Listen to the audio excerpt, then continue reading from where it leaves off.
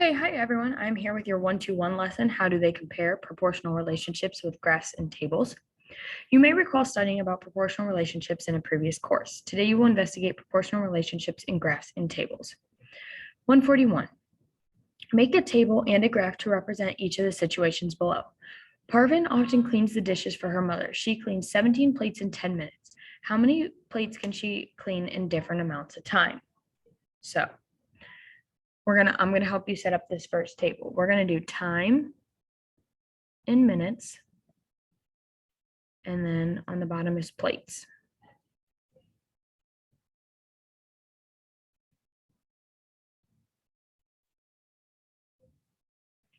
Okay, so I'm gonna start with and ask myself, if 0 minutes have passed, how many plates has she cleaned or Parvin cleaned? 0. Then I'm gonna use the information I know.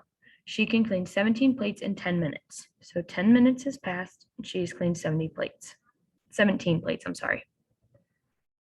So now let's say 20 minutes has passed. How many plates? Well, we just doubled 10 to 20, so we're going to double 17 and get 34.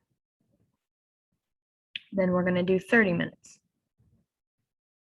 Add 17 again, and we get 51. Finally, at 40 minutes, add 17 again, and we would get 68 plates. So there is my table. You will now need to set up a graph. Your graph, you will need to ask yourself, does it need to be one quadrant, or 4? Okay, so ask yourself, do we have any negative numbers? If we don't have any negative numbers, it's probably going to be a 1-quadrant graph. So you will need to set it up on graph paper. Make sure you label your graph paper with lesson 121, problem 141A, and do not do this, but I'm going to show you how you need to set it up. You got to set it up 1-quadrant graph. You're going to need to scale your axes on your X and your Y axis, and then you're going to need to label. So you need to ask yourself, okay, is my independent variable my time or my number of plates? Our independent is on our x-axis. That's going to be our time in minutes. And that would make this our plates. So this will need to be graphed on graph paper. Your responsibility is also parts B, C, and D here. D is not asking you to draw the graph, but it's asking you to look at the question or analyze your graphs. Which of the situations in parts A through C describe a proportional relationship? How do you know if a relationship is proportional? By looking at the table. What about looking at the graph? So what you're going to do is you're going to pause the video. You're going to do finish parts A, B, and C, and then you are going to answer part D, and then you're going to unpause the video and come back to it. So do that now. Okay, if you're back with me, you've answered all this and you have also tried part D. Part D is asking you to describe a proportional relationship and look at these situations. So hopefully you said that Parvin was a proportional relationship.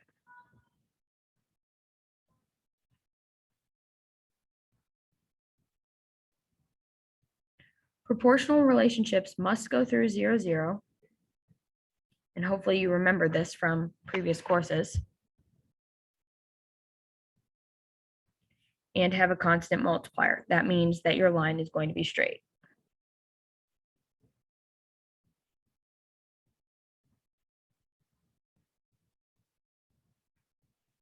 Okay. If you flip it over, 142. Doug regularly mows his neighbor's lawn. Last month, Doug's neighbor paid him $55 for 6 hours of mowing. Explore with the 142 student e-tool. You can do that on your online book. But A, is this situation most likely a proportional relationship? How do you know? So go ahead and answer that.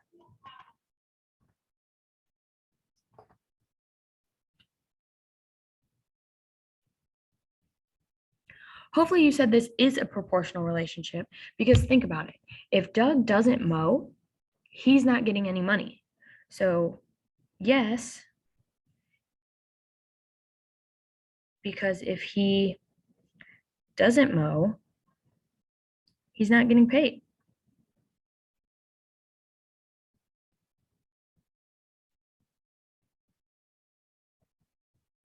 Part B says, make a table that shows how much Doug earns for various numbers of hours mowing. So you need to finish that table. Part C says, Johnny brags that he is getting paid more than Doug to mow lawns. Johnny gets paid according to the graph. Who is getting paid more? How do you know? So you're going to look at that graph. You're going to analyze the table and try and figure out who is getting paid more. Go ahead and do parts B and C now.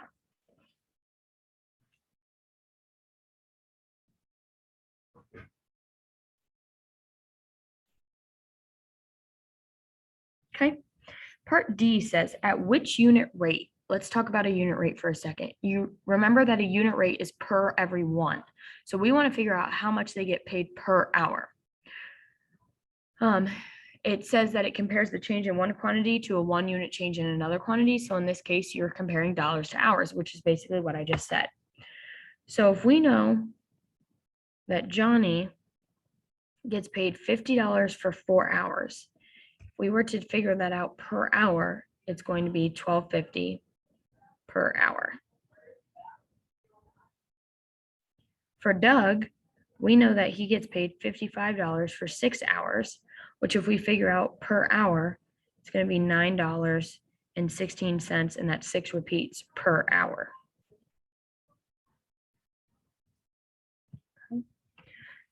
So hopefully you actually use that thought process in part C to help you answer part C.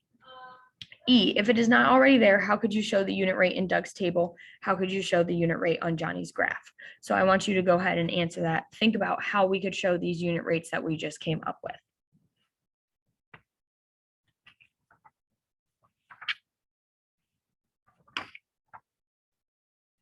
Okay, 143.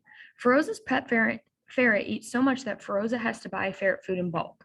5 pounds costs $17.50 and 30 pounds costs $105. Make a graph of the cost of the ferret food for various sizes of bags. B says, calculate the value of y at the point 1y on Feroza's graph. Why would Feroza want to know what the value of y is? So I want you to go ahead and make your graph and then answer part B.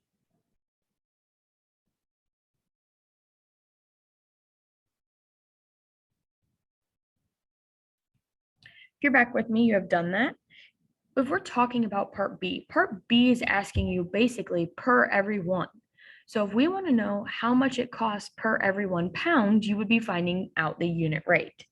So if we know $17.50 is 5 pounds, we can use that to help us figure out that the unit rate is $3.50. Therefore, the point would be 1,350, because that is how much we would be paying for 1 pound of food. 144. Toby wrote the equation T equals 7/10 m to represent the relationship between the number of tubes of toothpaste T he uses in any number of months. How much toothpaste does Toby use in 5 years? Show how you found this. So go ahead and figure that out.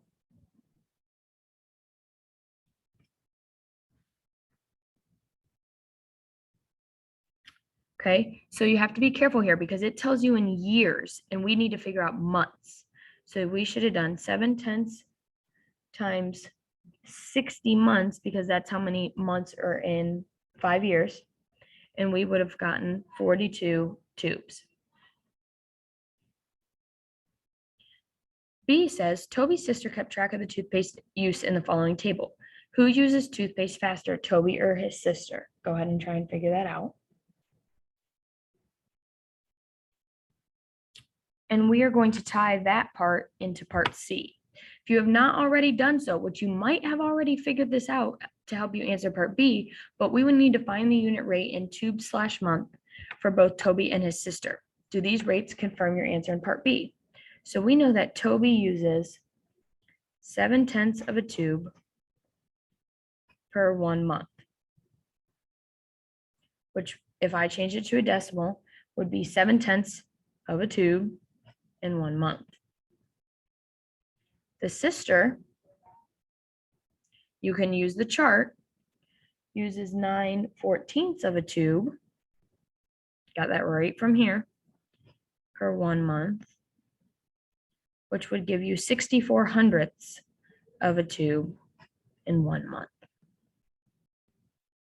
Okay, so you would have to answer, does it confirm your answer in part B?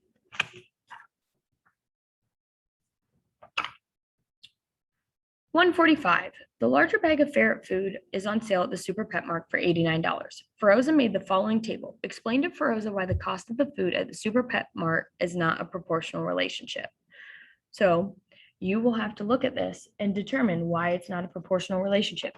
Yes, it does have 0, 0 on the table, but that is not the only indicator that tells you if something is a proportional relationship or not. So go ahead and try to solve this problem.